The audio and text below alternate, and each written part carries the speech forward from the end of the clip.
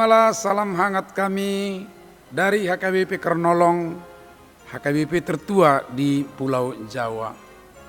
Bapak, Ibu, dan Saudara yang dikasihi oleh Tuhan Yesus Kristus, sejenak kita mendengar firman Tuhan sebelum kita beristirahat. Kita berdoa. Terima kasih ya Bapa atas pemeliharaan-Mu sepanjang hari ini dalam hidup kami. Tuhan, kami mau mendengar firman-Mu. Biarlah Roh-Mu yang kudus menguduskan kami, sehingga kami layak di hadapan-Mu dan mendengar firman-Mu. Kuatkan kami ya Roh Kudus untuk memahami dan mengimani melakukan kehendak Allah. Di dalam Kristus Yesus anak-Mu kami berdoa dan bersyukur. Amin. Firman Tuhan bacaan pada malam hari ini sesuai dengan Almanak AKBP adalah dari Yesaya pasal 1 ayat 1 sampai dengan 9. Dan yang menjadi pembimbing renungan adalah ayat 9. Seandainya Tuhan semesta alam tidak meninggalkan pada kita sedikit orang yang terlepas, kita sudah menjadi seperti Sodom dan sama seperti Gomora. Jangan sampai seperti Sodom dan Gomora. Sama seperti orang Israel, kita tahu peristiwa yang terjadi atas kota Sodom dan Gomora di zaman Abraham dan Lot. Atas keberdosaan penduduk kedua kota itu, Tuhan menghukum dengan hujan batu hingga tidak ada yang tertinggal penduduknya kecuali Lot dan 2 orang putrinya, sementara istri Lot pun ikut tewas menjadi tiang garam. Tentunya kita juga ingat bagaimana Abraham berdoa memohon kiranya agar tidak dihukum mati juga orang benar dengan orang fasik. Sehingga Tuhan berkata, kalau ada 10 orang benar di kota itu, Tuhan tidak akan memusnahkan kedua kota itu. Dan benar, hanya 3 orang benar yang diselamatkan oleh Tuhan. Dengan demikian, peran keberadaan orang benar di kitaran 10 orang di suatu kota sudah diperhitungkan oleh Tuhan untuk tidak menghanguskannya atau menghukum semua penduduknya.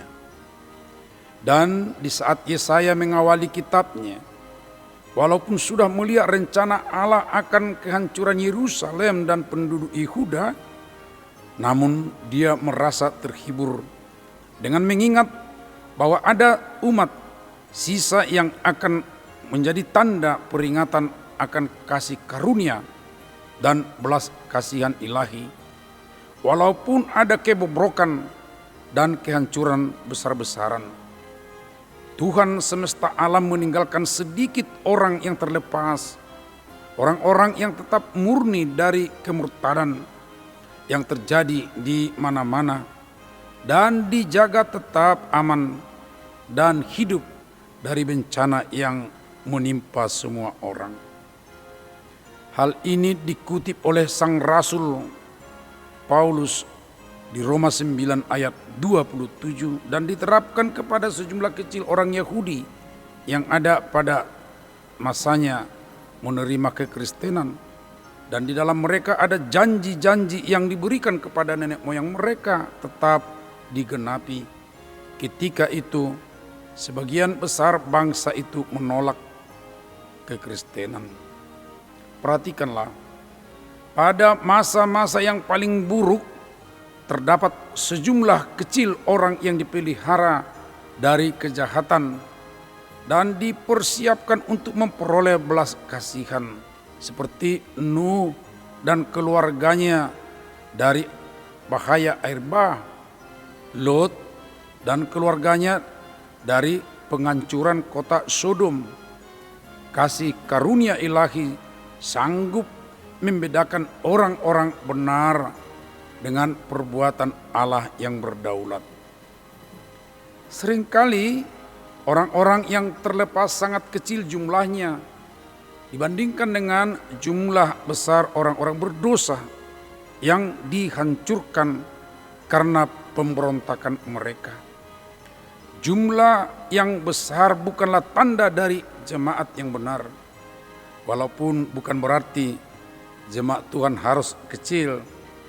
Jemaat Kristus merupakan walaupun kawanan kecil, tetapi iman dan kebenaran mereka adalah besar atau tinggi.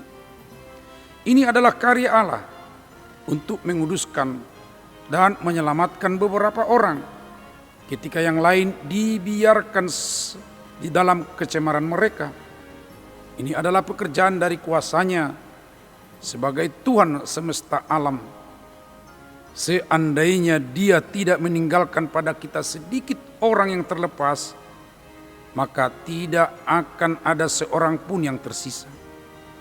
Orang-orang cemar akan melakukan apa saja yang dapat mereka lakukan untuk merusak akhlak semuanya. Dan orang-orang pelahap menghancurkan semuanya. Dan mereka akan menang jika Allah tidak campur tangan untuk mengamankan bagi dirinya sendiri sedikit orang yang terlepas, yang siap memberikan segala kemuliaan kepadanya. Merupakan hal yang baik bagi orang-orang yang telah diselamatkan dari kehancuran total untuk melihat ke belakang dan menyadari betapa dekatnya mereka pada kehancuran itu, nyaris sedikit lagi. Dengan begitu mereka merasakan betapa mereka berhutang kepada beberapa orang baik yang mengasihi di hadapan Tuhan, dan bahwa mereka berhutang kepada Allah yang baik yang telah meninggalkan orang-orang baik ini bagi mereka.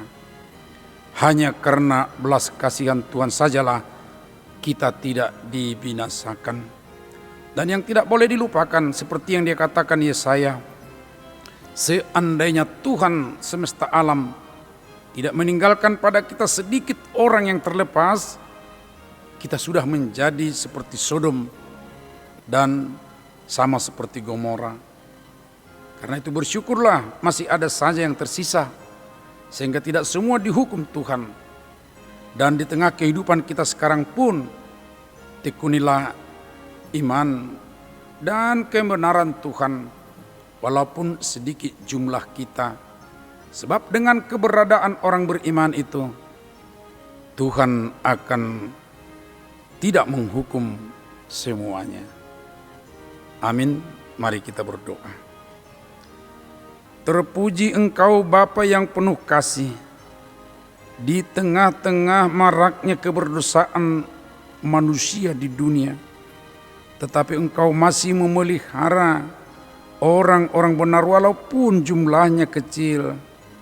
Tetapi melalui orang-orang yang sedikit itu, rencanamu nyata dan terwujud, sehingga kerajaanmu semakin besar di dunia.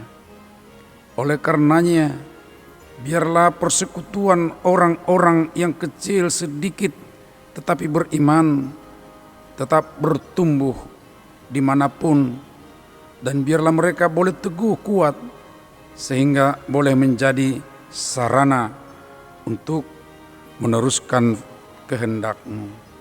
Terima kasih Bapa, berkatilah kami. Demikian juga pekerjaan kami sepanjang hari menjadi dupa yang harum di hadapan-Mu dan sukacita bagi kami.